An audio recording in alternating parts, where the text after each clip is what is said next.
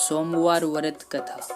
पहले समय में किसी नगर में एक धनी व्यापारी रहता था। दूर दूर तक उसका व्यापार फैला हुआ था। नगर के सभी लोग उस व्यापारी का सम्मान करते थे। इतना सब कुछ से संपन्न होने के बाद भी वह व्यापारी बहुत दुखी था, क्योंकि उसका कोई पुत्र नहीं था, जिस कारण अपने मृत्यु के पश्चात व्यापार के उत्तराधिकारी की चिंता उसे हमेशा सताती रहती थी।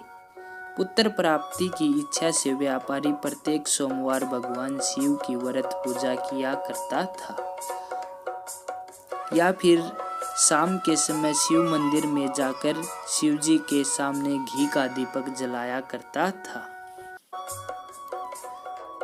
उसकी भक्ति देखकर मां पार्वती प्रसन्न हो गई और भगवान शिव से उस व्यापारी की मनोकामना पूर्ण करने का निवेदन किया। भगवान शिव बोले, इस संसार में सबको उसके कर्म के अनुसार फल की प्राप्ति होती है। जो प्राणी जैसा कर्म करते हैं उन्हें वैसा ही फल प्राप्त होता है। शिवजी द्वारा समझाने के बावजूद मां पार्वती नहीं मानी और उस व्यापारी की मनोकामना पूर्ति हेतु वे शिवजी से बार बार अनुरोध करती रही। अंततः माता के आग्रह को देखकर भगवान भोलेनाथ को उस व्यापारी को पुत्र प्राप्ति का वरदान देना पड़ा। वरदान देने के पश्चात भोलेनाथ मां पार्वती से बोले, आपके आग्रह पर मैंने पुत्र प्राप्ति का वरदान तो दे दिया, परंतु इसका यह पुत्र 16 वर्ष से अधिक समय तक जीवित नहीं रहेगा। उसी रात भगवान शिव उस व्यापारी के स्वप्न में आए और उसे पुत्र प्राप्ति का वरदान दिया और उसके पुत्र के 16 वर्ष तक जीवित रहने की भी बात बताई। भगवान के वरदान से व्यापारी को खुशी तो हुई, लेकिन पुत्र की अल्पायु की चिंता ने उस खुशी को नष्ट कर दिया। व्यापारी पहले की तरह सोमवार के दिन भगवान शिव का विधिवत व्रत करता रहा। कुछ महीनों के बाद उसके घर अति सुंदर बालक जन्म लिया। घर में खुशियां भर गई। बहुत धूमधाम से पुत्र जन्म का समारोह मनाया गया, परंतु व्यापारी को पुत्र जन्म की अधिक खुशी नहीं हुई, क्योंकि उसे पुत्र की अल्प आयु के रहस्य का पता था। जब पुत्र 12 वर्ष का हुआ तो व्यापारी ने उसे उसके मामा के साथ पढ़ने के लिए वाराणसी भेज दिया। लड़का अपने मामा के साथ शिक्षा प्राप्ति हेतु चल दिया।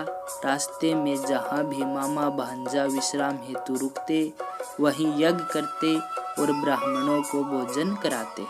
लंबी यात्रा के बाद मामा और भांजा एक नगर में पहुँचे।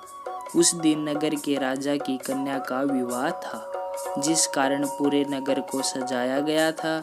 निश्चित समय पर बारात आ गई, लेकिन वर का पिता अपने बेटे के एक आंख से काने होने के कारण बहुत चिंतित था। उसे भय था कि इस बात का पता चलने पर कहीं राजा विवाह से इनकार न कर दे, इससे उसकी बदनामी भी होगी। जब वर के पिता ने व्यापारी के पुत्र को देखा तो उसके मस्तिष्क में एक विचार आया। उसने सोचा, क्यों न इस लड़के को दुल्हा बनाकर राजकुमारी से विवाह करा दूं। विवाह के बाद इसको धन देकर विदा कर दूंगा और राजकुमारी को अपने नगर ले जाऊंगा। वर के पिता ने लड़के के मामा से इस संबंध में बात की। मामा ने धन मिलने के लालच में वर के पिता की बात स्वीकार कर ली। लड़के को दूल्हे का वस्त्र पहनाकर राजकुमारी से विवाह कर दिया गया। राजा ने बहुत सारा धन देकर राजकुमारी को विदा किया। शादी के बाद लड़का जब राजकुमारी से साथ लौट रहा था तो वह सच नहीं छिपा सका और उसने राजकुमारी के ओढ़नी पर लिख दिया, राजकुमारी, तुम्हारा विवाह मेरे साथ हुआ था। मैं तो वाराणसी पढ़ने के लिए जा रहा हूँ और अब तुम्हें जिस नवयुवक की पत्नी बनना पड़ेगा वह कान्हा है। जब राजकुमारी ने अपनी ओढ़नी पर लिखा हुआ पढ़ा तो उसने काने लड़के के साथ जाने से इनकार कर दिया। राजा सब बातें जानकर राजकुमारी को महल में रख लिया। उधर लड़का अपने मामा के साथ वाराणसी पहुंच गया और गुरुकुल में पढ़ना शुरू कर दिया। जब उसकी आयु 16 वर्ष की हुई तो उसने यज्ञ किया। यज्ञ के समाप्ति पर ब्राह्मणों को भोजन कराया और खूब अन्न वस्त्र दान किए। रात को वह अपने शयन कक्ष में सो गया। शिव के वरदान के अनुसार शयन अवस्था में ही उसके प्राण पखेरु उड़ गए। सूर्योदय पर मामा मृत भांजे को देखकर रोने पीटने लगा। आसपास के लोग भी एकतर होकर दुख प्रकट करने लगे। लड़के के मामा के रोने विलाप करने के स्वर समीप से गुजरते हुए भगवान शिव और माता पार्वती भी सुने। पार्वती ने भगवान से कहा, प्राणनाथ, मुझे इसके रोने के स्वर सहन नहीं हो रहे। आप इस व्यक्ति के कष्ट को अवश्य दूर करें।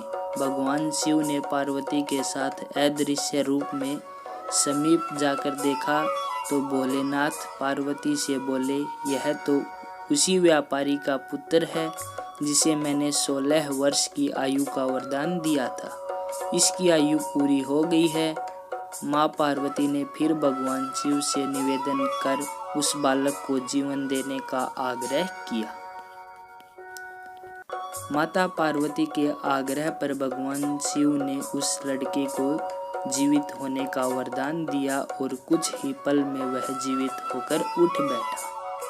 शिक्षा समाप्त करके लड़का मामा के साथ अपने नगर की ओर चल दिया। दोनों चलते हुए उसी नगर में पहुंचे जहां उसका विवाह हुआ था। उस नगर में भी यज्ञ का आयोजन किया। समीप से गुजरते हुए नगर के राजा ने यज्ञ का आयोजन देखा और उसने तुरंत ही लड़के और उसके मामा को पहचान लिया। यज्ञ के समाप्त होने पर राजा मामा और लड़के को महल में ले गया और कुछ दिन उन्हें महल में रखकर बहुत सा धन वस्त्र आदि देकर राजकुमारी के साथ विदा किया। इधर भूखे प्यासे रहकर व्यापारी और उसकी पत्नी बेटे की प्रतीक्षा कर रहे थे। उन्होंने प्रतिज्ञा कर रखी थी कि यदि उन्हें अपने बेटे की मृत्यु का समाचार मिला तो दोनों अपने प्राण त्याग देंगे। परंतु जैसे ही उसने बेटे के जीवित वापस लौटने का समाचार सुना तो वह बहुत प्रसन्न हुआ। वह अपने पत्नी और मित्रों के साथ नगर के द्वार पर पहुंचा।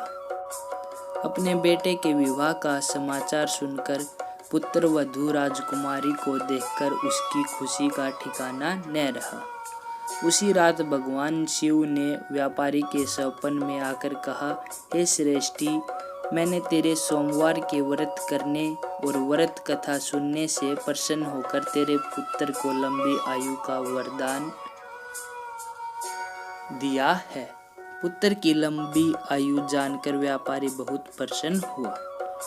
सोमवार का व्रत करने से व्यापारी के घर में खुशियां लौट आई। शास्त्रों में लिखा है कि जो स्त्री पुरुष सोमवार का विधिवत व्रत करते और व्रत कथा सुनते हैं उनकी सभी इच्छाएं पूरी होती हैं।